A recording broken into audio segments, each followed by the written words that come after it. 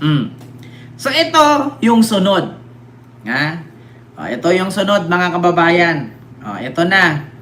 Bukod kay Sara, mga kababayan, na binira ngayon ni Madriaga, si Harry Roque, nakalaban ni Madriaga. Mga kababayan, si Harry Roque, nakalaban ni Madriaga, homeless ngayon sa Austria. Ngayon, baka sabihin na naman ng mga DDS, hindi po totoong homeless si Roque, meron po siyang tinirhan doon.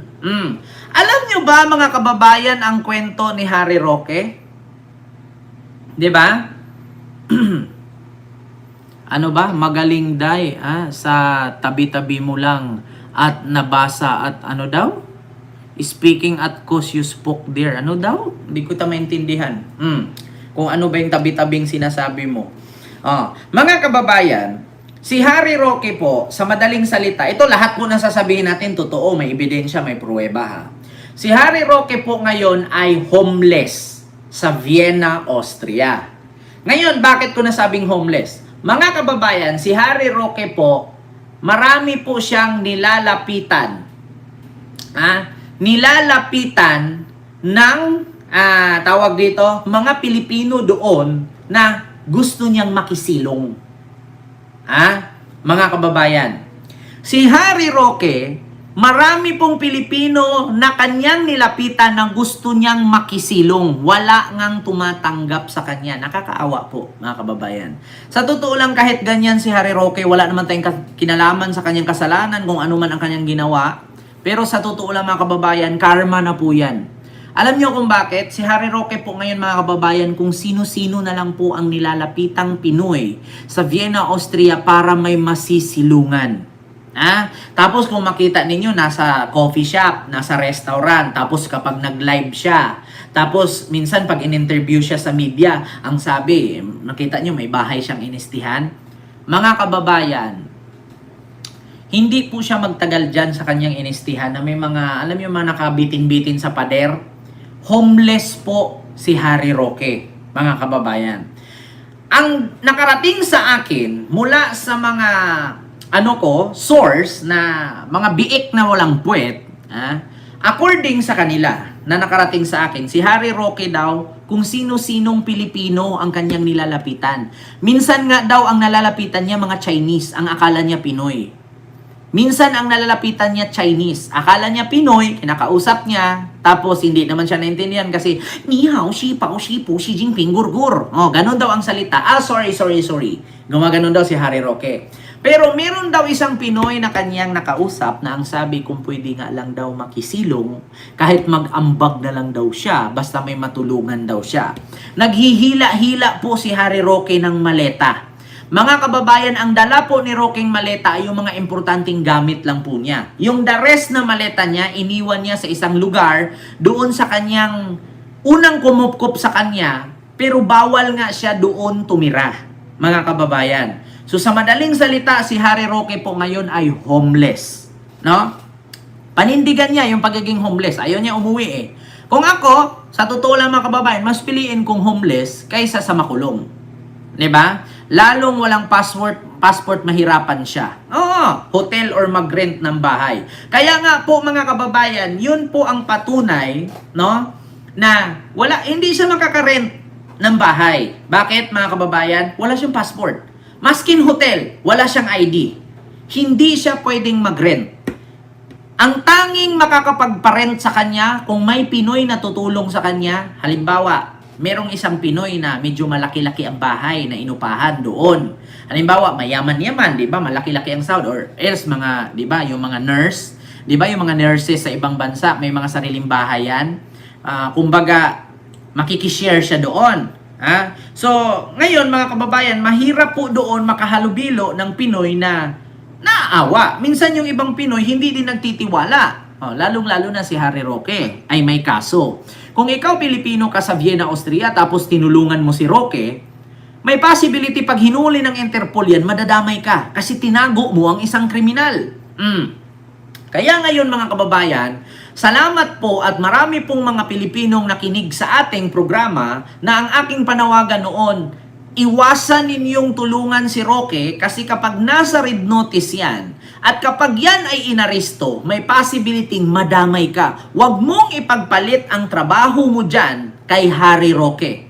Kapag nagtago ka or ikaw mismo tumulong kay Harry Roque na tinago mo siya or pinatira mo siya sa bahay mo, kapag anong oras man, pwede siyang damputin. Kasi siya po'y walang passport, blacklisted po siya.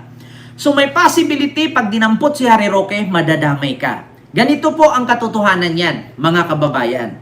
So wala na pong kumupkop kay Harry Roque. So sa ngayon, si Harry Roque po ay kung saan-saan po naglalakad-lakad. Ito po siya, mga kababayan. Patunay at totoo. Ito po ha, ipakita ko sa inyo. Ayan po si Harry Roque, mga kababayan. Ayan, si Harry Roque po yung nakaputi na jacket na may hila-hilang bag. Yan po yung shinare sa akin ng aking bubuet na walang puwet, ay yung aking mga biik na mga walang puwet. Ayan. Si Harry Roque po yan. Ayan, sinusundan-sundan niya yung Pinoy. Nakikiusap siya kung pwede ba'y makituloy lamang. Wala pong pumansin sa kanya. Ayan. Yan po si Harry Roque po yan. Sinusundan-sundan niya yung Pinoy. Hindi po siya namamalengke. Hindi po namamalengke yan. Wala pong palengke dyan sa Austria. Walang palengke dyan, mga kababayan. Saan ka walang palengke dyan sa Austria. Mall po yan.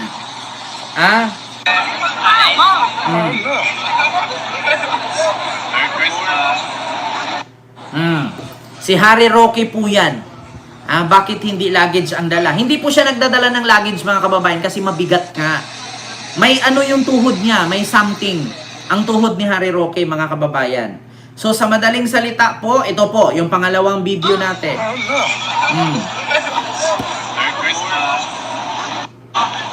Ayan po si Harry Roque.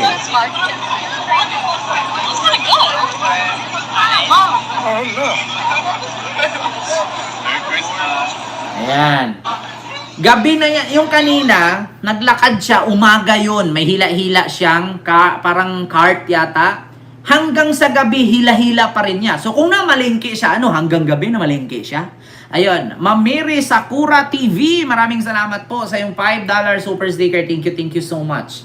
Parang trolley na pang market. Ganon po ang nilagay niya, mga kababayan. Bag po yun na may lamang damit. Tapos tinali niya, sinabit niya dun sa trolley na pang market. Ganyan ang mga ginagamit ng mga OFW sa Singapore at sa Hong Kong. Nakikita ko pag namalengke. Ganon. Pero bag po yun na may lamang damit. Take note, doon sa lugar na yun, walang palengke. At grabe naman kung mamalengke siya. Mula umaga, naghihila na siya ng cart. Hanggang gabi, nahila pa rin yung cart. Tapos sasabihin pa nga niya, good morning. Madaling araw na yun, nakita siyang naglalakad. Diba? Hindi po yun namamalengke, mga kababayan. Hindi namamalengke si Harry Roque. At bakit siya mamamalengke? For kanino? Wala naman siyang bahay. Diba? Bakit siya mamamalengke? Wala naman siyang bahay. Sino pa mamalengkean niya? Sige nga.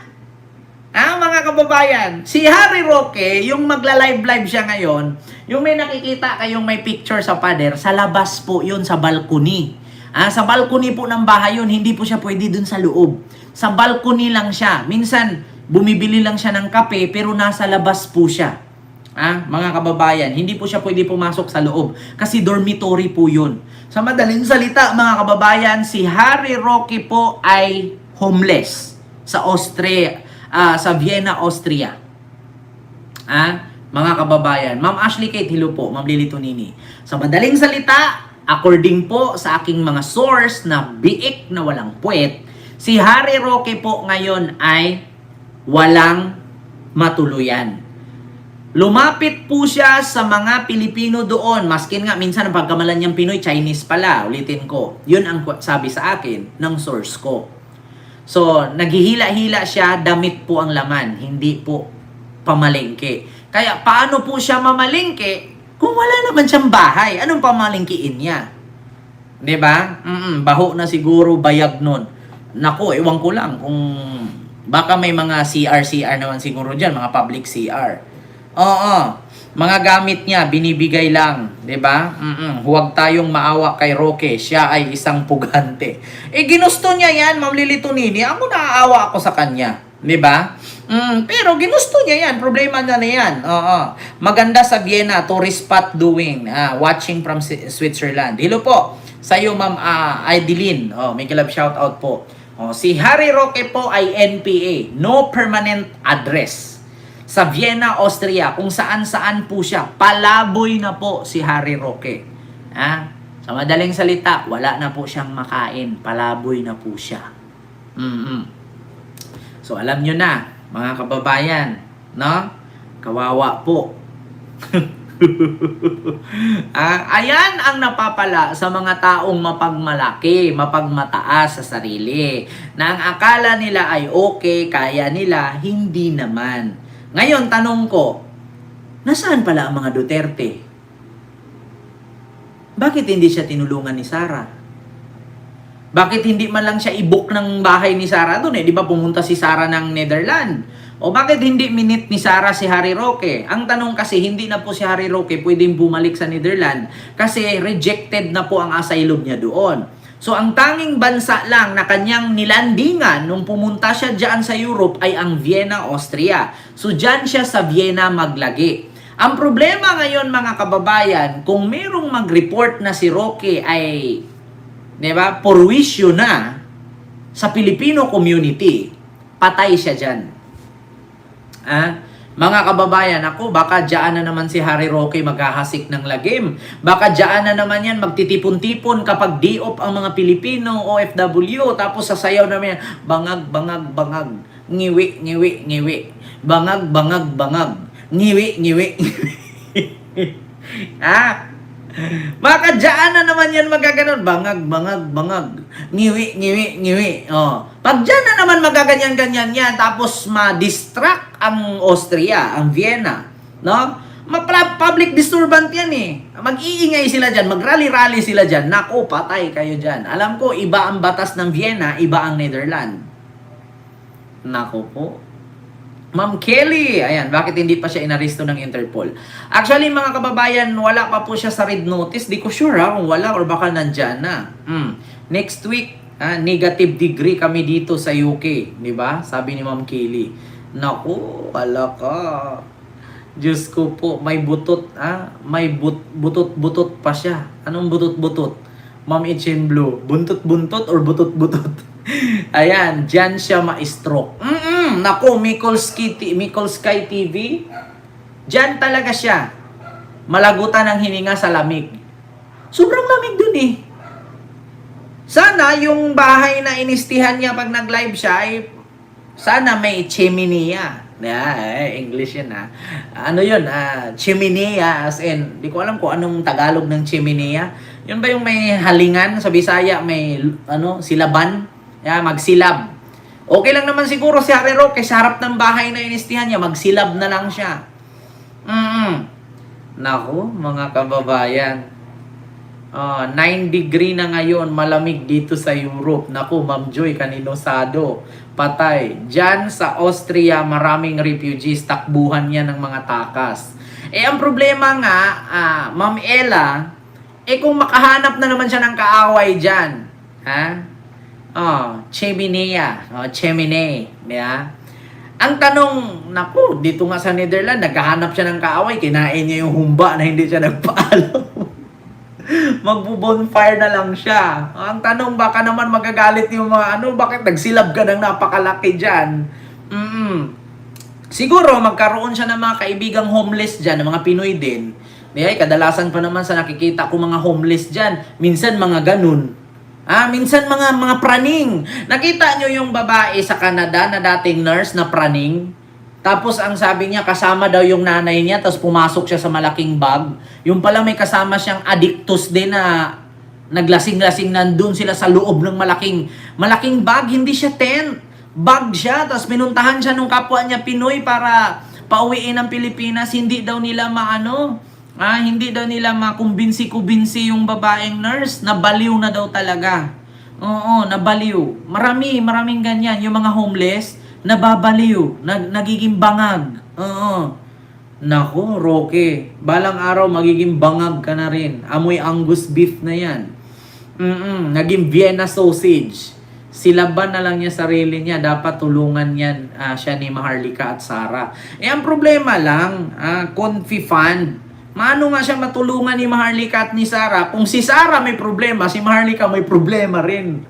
Na hindi man po pwede si Maharlika gala dito, gala doon. May trabaho din yan. Pag hindi siya nagtrabaho dyan, madideport siya sa Philippines. Kailangan din ni Maharlika. Makaka-live lang si Maharlika siguro 1 week, 2 weeks. And then the rest, babalik siya. Kasi hindi niya pwedeng ganyan. Hindi naman pwede si Harry Roque sa Amerika. Bakit? Wala naman na siyang passport. Diba? So, yun lang mga kababayan, yung ating live ngayon, no? Yung ating pag-uusapan ngayon. Ako po, kawawa naman si Harry Roque. Diba? Mga kababayan, naging homeless na sa Austria. Alam niyo mga kababayan, karma na yan. Yan ang literal na karma. Hindi yung ICC na frozen yung account na sabi ni Robin. Ang totoong karma, yan si Harry Roque. Katulad kay Digong, karma na yan, pinagdudusahan nila. Sabi nga, ito pa mga kababayan, di ba si Congressman Acop? Katulad yan, kay Congressman Acop, di ba namatay, kahani na lang, binalita. Alam nyo, imbis na pagdasalan, ang ginawa ng mga DDS, nagbunyi sila. Tuwang-tuwa sila mga kababayan. Bakit? Kasi mga kababayan, namatay na daw ang isa sa mga kalaban ni Digong. Mas nauna pa daw kay Digong. Karma is real daw. Sabi ng mga DDS kay Acop. Comment naman ako, sabi ko, alam nyo, si Acop, at least pinapahinga na ng Diyos. Si Digong, pinapahirapan ng Diyos. Pinapahirapan ng Diyos si Digong. Mas nauna pa daw si Acop kaysa kay Digong. Kinarma daw. Ma'am Rosana Ragudo, hello po. Yan ang sabi ng mga DDS. Tuwang-tuwa sila. Grabe. Sabi nga nila, buti naman yung demonyong contempt ng contempt. Yung anti-Duterte yang grabe na yan. Sabi nila. Tuwang-tuwa sila. Imbis na magdasal sila. Alam nyo, sabi, deserve daw. Karma daw. Namatay na daw isa-isa. Natupad na daw ang wish ni Cara David. Namamatay ang mga kurap. Yan ang sabi ng mga DDS. Di ba? Nako. So, di ba? So, yun lang. Mga kababayan.